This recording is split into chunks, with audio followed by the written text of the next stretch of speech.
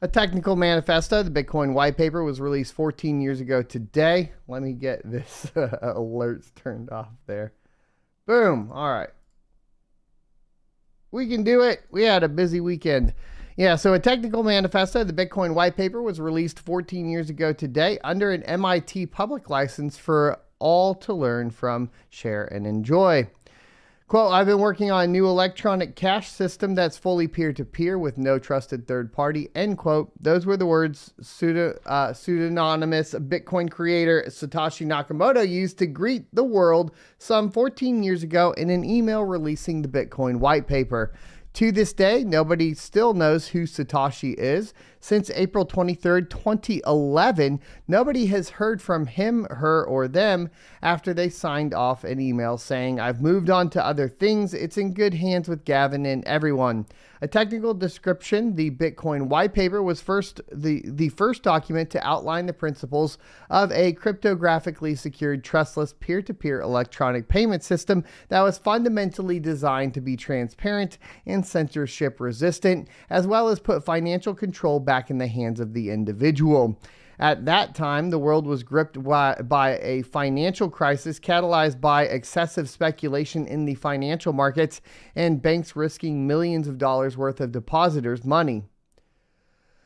This document laid the foundation for what is generally considered the first functional digital currency powered by a distributed ledger technology called blockchain. One of the many groundbreaking elements of Satoshi's electronic payment system was that it solved the long-standing double spend problem that plagued cashless spending. Through the implementation of timestamped transactions that are unanimously verified by a distributed network of validators, it was no longer possible for a person to spend the same funds twice. The white paper was released under an MIT public license in 2008 for all to learn from, share, and enjoy. And we do have the Bitcoin white paper up here. You can go read the whole thing if you like, and it's linked down below. It's just 9 pages, but really the big thing is the abstract that we always harp on here.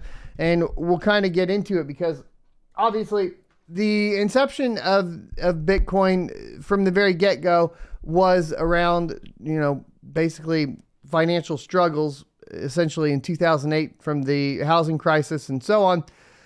And I would say that we're going to be going through essentially some financial struggles here through 2023 as well. It's definitely looking like that. We're going to be talking a little bit about that today. So spooky Halloween. Welcome. Happy Halloween, by the way. And there was this idea to a certain extent that Bitcoin would be a way to protect people, the average person from, large companies and large banks manipulating money and causing these kinds of financial crises. We're not so sure that's the case though, right? Like as we look at it over the past year or so in relation to inflation and everything that's going on with the economy, it's under question, right? A lot of people are saying that what we are seeing is Bitcoin correlated to the traditional markets. And that may be true, that may be not true, depending on how far back you look, right? So if I look at something like the back till June, and we'll talk about this in a second, it kind of looks like it is still following its own halving cycle. But the big thing is that understanding it, I guess, at least from this perspective, is that the original inception of Bitcoin was 4 times like this that we're in right now, which makes it really interesting. The abstract says a purely peer-to-peer version of electronic cash would allow online payments to be sent directly from one party to another without going through a financial institution.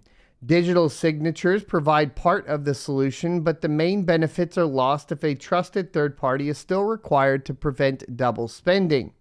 We propose a solution to the double spending problem using a peer-to-peer network. The network timestamps transactions by hashing them into an ongoing chain of hash-based proof of work, forming a record that cannot be changed without redoing the proof of work. The longest chain not only serves as proof of the sequence of events witnessed, but proof that it came from the largest pool of CPU power. As long as a majority of CPU power is controlled by nodes that are not cooperating to attack the network, they'll generate the longest chain and outpace the attackers. The network itself requires minimal structure, Messages are broadcast on a best effort basis, and nodes can leave and rejoin the network at will, accepting the longest proof of work chain as proof of what happened while they were gone. And really, the big thing here at the very beginning is what you're looking for is there was essentially, at a certain point, you have credit cards that are able to do digital transactions, but they require a third party. And that is because the third party needs to be able to prevent double spending and run its checks and balances. So the goal was to flip that on its head and provide a system that didn't require somebody to prevent that. And that is why you had this original white paper come out, and it explained as such. And the importance here too to note is the involvement of both proof of work, right? And the involvement of the nodes. So a lot of people get nodes confused, I think, a lot of times, because when we're talking about like providing consensus to the network, people will be like, well, miners provide consensus, but that's not necessarily true. Nodes provide consensus, miners mine to a node, and then the miners take the work and surface that to a node, and then the node shoots that signal out to all the rest of the nodes on the network, and then they find consensus. So it's a little bit of a nuanced position there, not a nuanced. It's a little bit of a technical description there. I don't know why I said nuanced position. It's a little bit of a technical description there that I wanted to clear up for a lot of people, because there seems to be like this misconception a lot of times that the miners are doing all the consensus. And that's not necessarily exactly how it's working, right?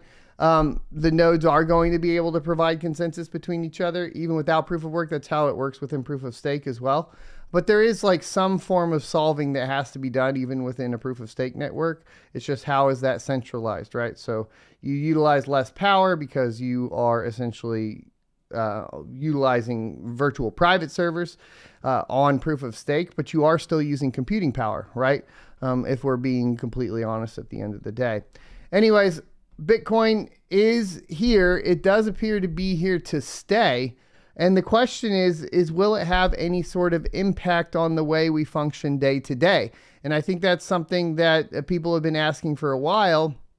And as we kind of move through, I think, as we see it, a restructuring of the way people interact with each other, both financially and across borders, is kind of when we start to see cryptocurrency move into its next phases, right? So as we sit right now, what we are seeing is kind of a restructuring of our economic positions across the world, right?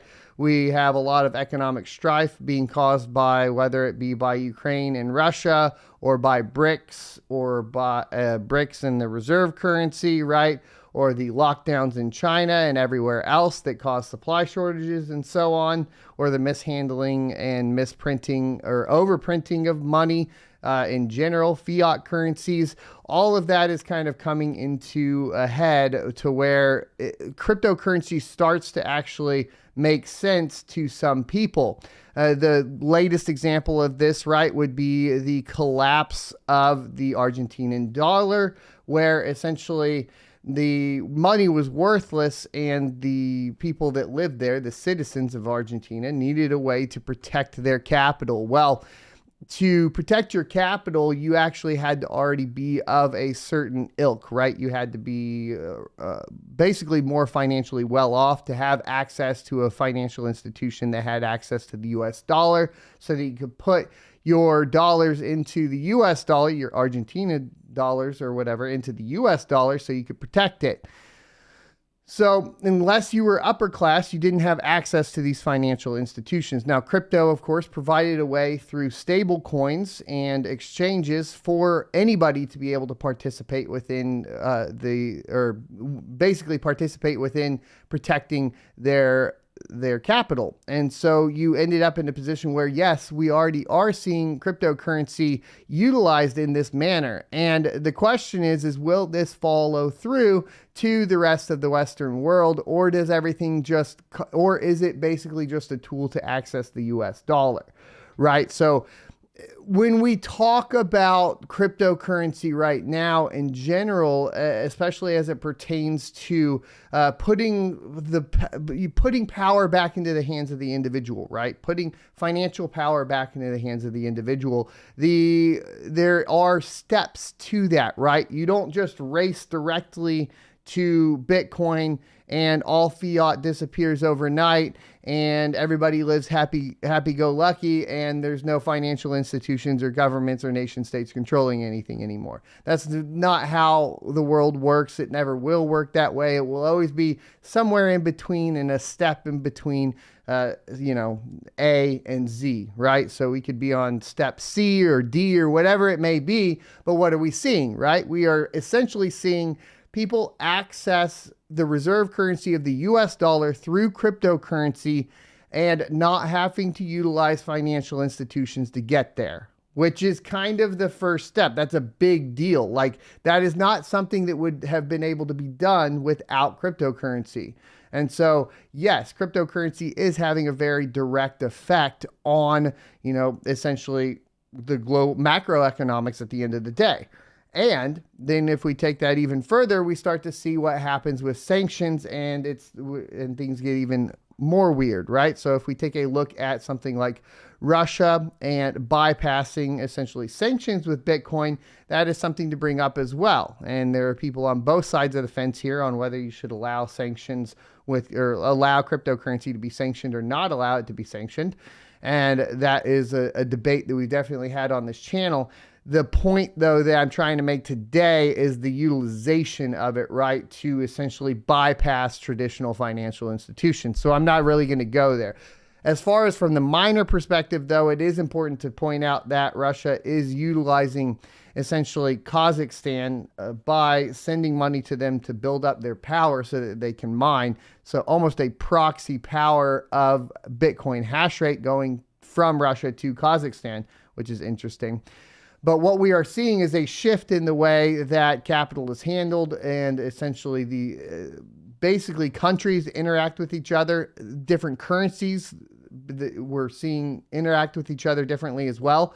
And I think paying attention to it's going to be really important. Thanks for checking out this clip from the Crypto Mining Show. You can check out the full episode here or more crypto content down here. Also, I'd like you to check out my locals page at sonofatech.locals.com where you can become a member for free or choose to be a $5 a month supporter that unlocks additional content.